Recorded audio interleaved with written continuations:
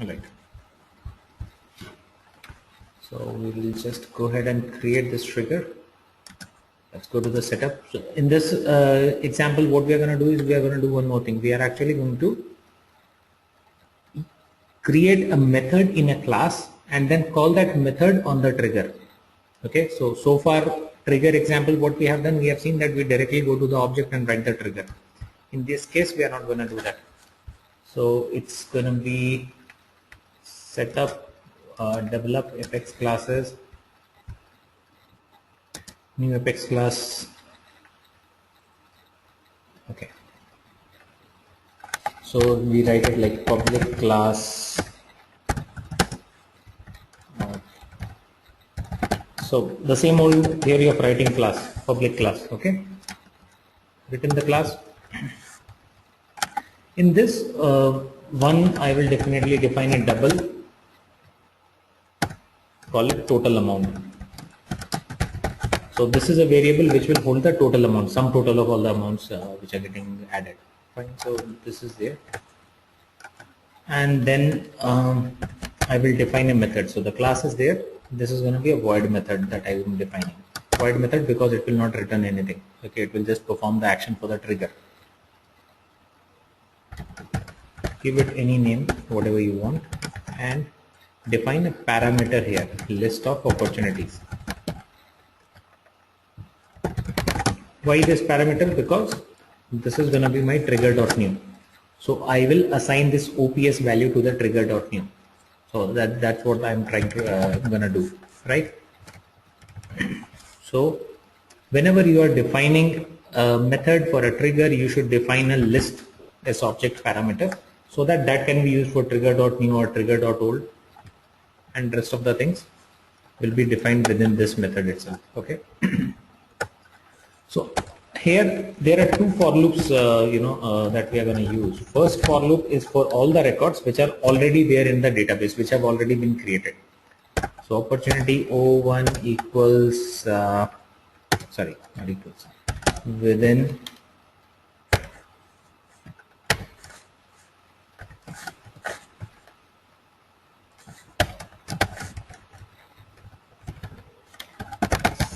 select amount from opportunity where created date equals today and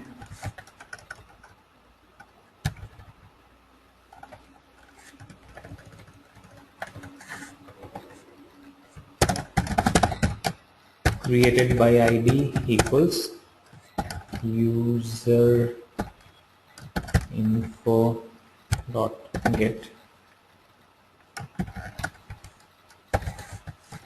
ID.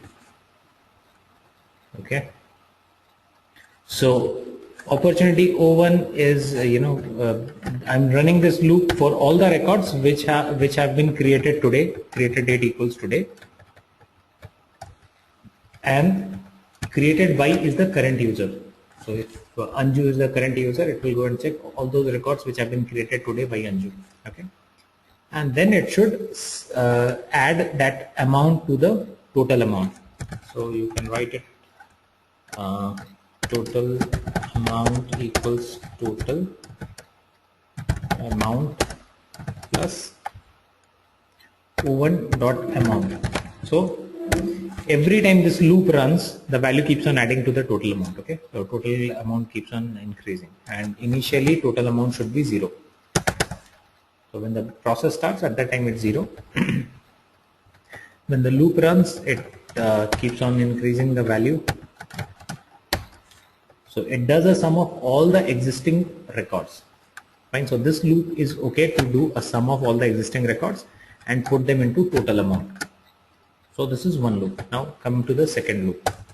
Second loop is going to be. Question? Yeah, please go ahead. So this total amount, that's what's confusing me, because for the first op one, when I run it, so we're telling the system, hey, look for this makes sense. But there would be no total amount, right, at that point, because 0, it will be let's 0. look at opportunity first, the total amount would be 0, right? So do we need to specify this here? Like, can't we say, so, I mean, the second one I'm thinking it would be like, when I look at one opportunity, I would say the first opportunity I've created for the day, the amount is $100. Then the adding up starts happening when I create a second second opportunity. You know what I'm saying? That's how I'm thinking, but I'm not sure if I'm correct. I'm sorry, I'm not able to get what exactly you're trying to say. So You're saying if there is only one opportunity, then it should not do this adding up and stuff, right? That's, yeah.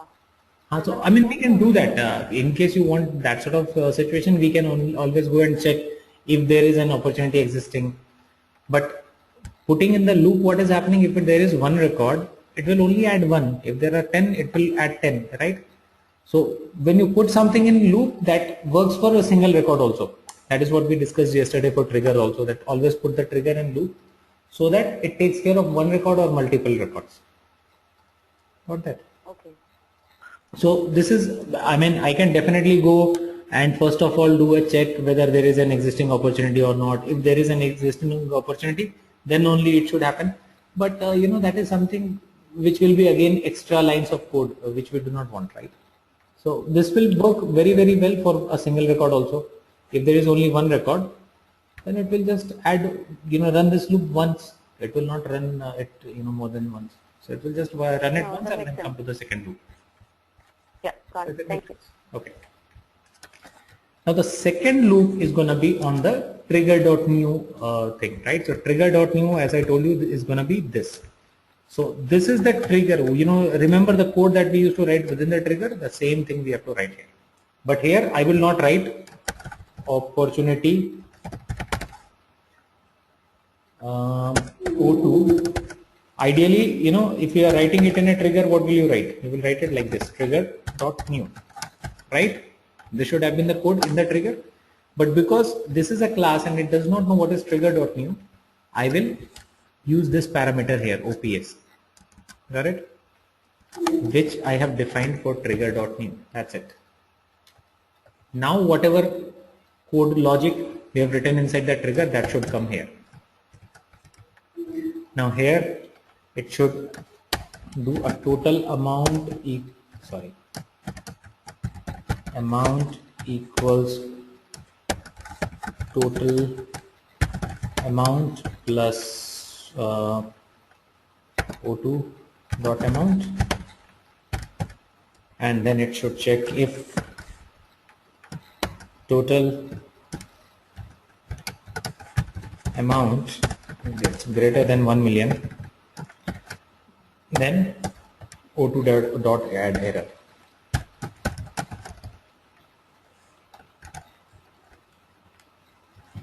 One second. If this, then O2 dot add error,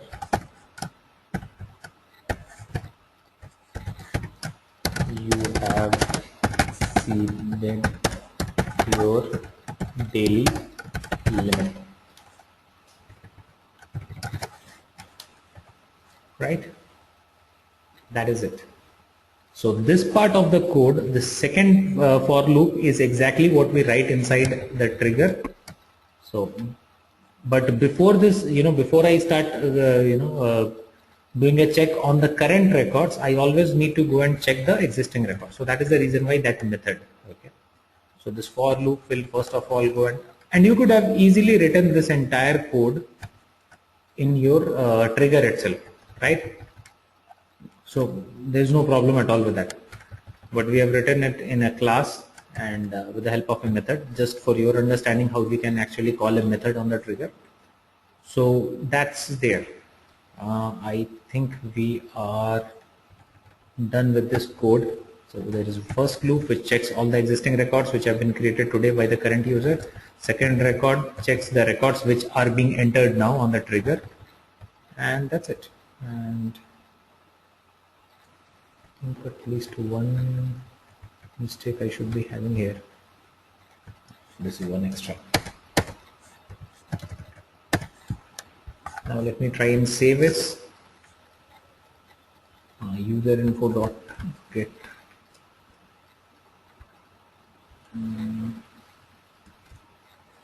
user ID.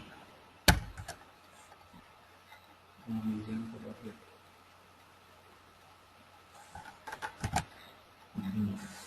just give me 1 second. I'll just get the correct syntax for this. What was the correct syntax for it?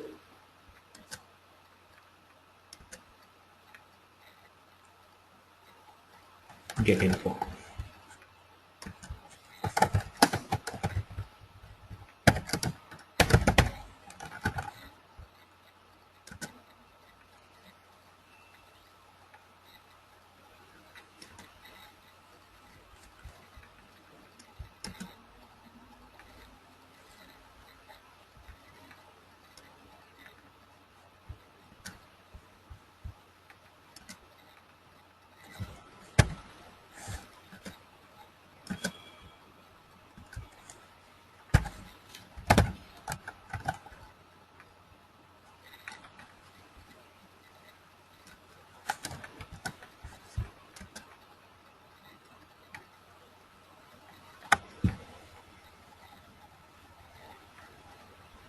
Line 23.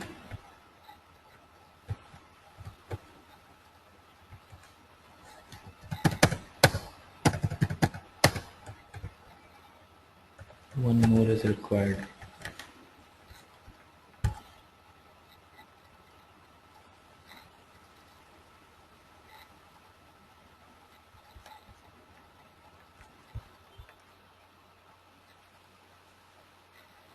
In for loop, in second for loop, there is a total amount spelling mistake. So I'm on line number 9. Uh, in second for loop, yeah. Now let's talk about line number 9.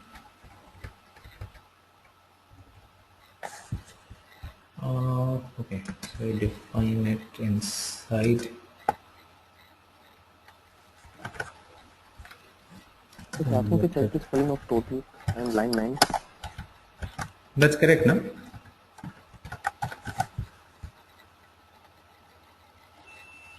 Amount. Total amount is equal to total amount. That's correct, right? No?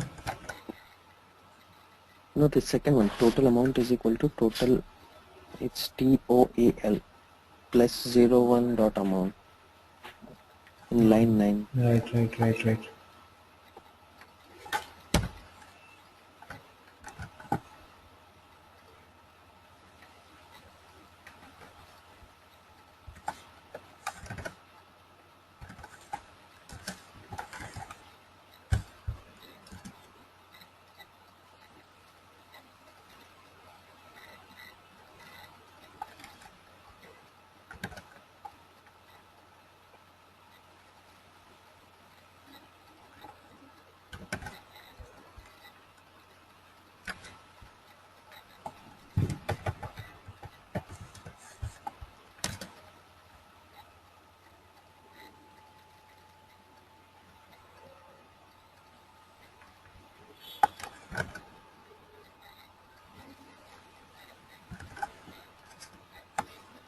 Created by ID.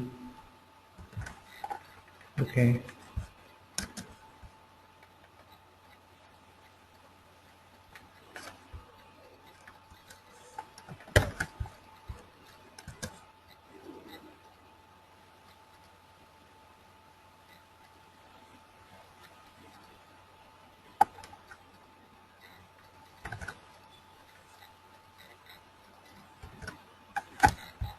Just give me 1 second. Huh?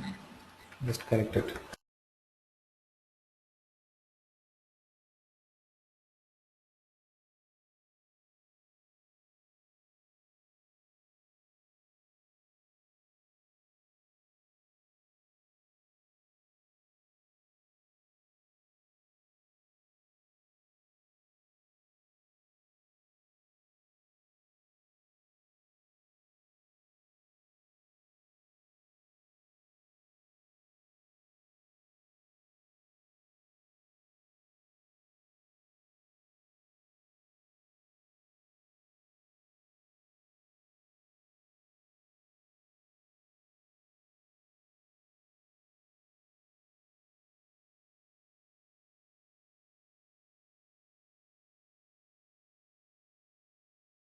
Okay, that's fine now. No errors. So that total spelling was incorrect, corrected, and this was user info.get user ID. So this also corrected. Okay. So my class is defined, and in that class I have a method, objects method, okay, and that method requires a parameter to be defined. So this parameter will be the trigger.new thing. Okay. Now all you need to do is just take the name of the class and name of the method. So what is the name of the class?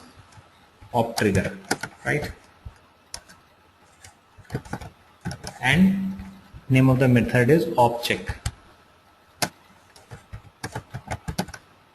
dot object, and this method requires a parameter which will be trigger dot new, right? So that's it. The value for this OPS is going to be trigger.new. That's it. So you just have to go and define this one line code inside the trigger. Rest everything is going to be same. So go to customize, opportunities, triggers, define a new trigger, give the name of the trigger,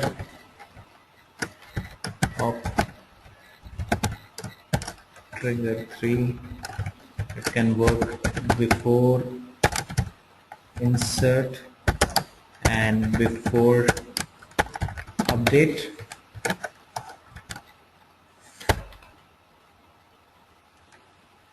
So because I've written the entire code there, I don't have to do anything. I just have to define the path. Method name, class name dot method name, and within that the parameter. That is it. Save it.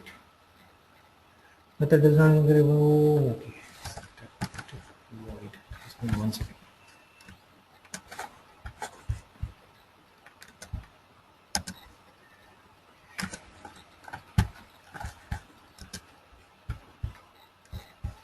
What's the class name?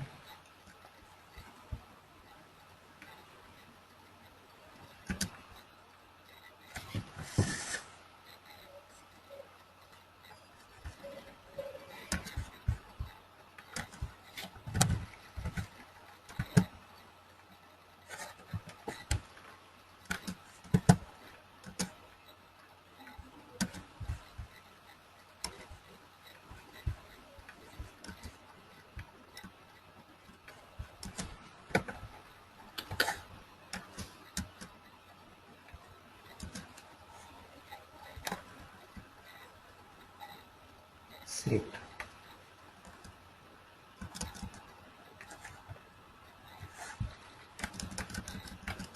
That's fine. So you don't have to write the entire code here. In this case, what I've done is I've written the code there, method is there. Whatever I want to do, the code block, that was also written there. I've just called the class dot method name here. Now this trigger should work absolutely fine. So it will check all the existing records, and then it will check the records which are being entered now. Okay, and if there is an error, it will throw you there. Is it okay?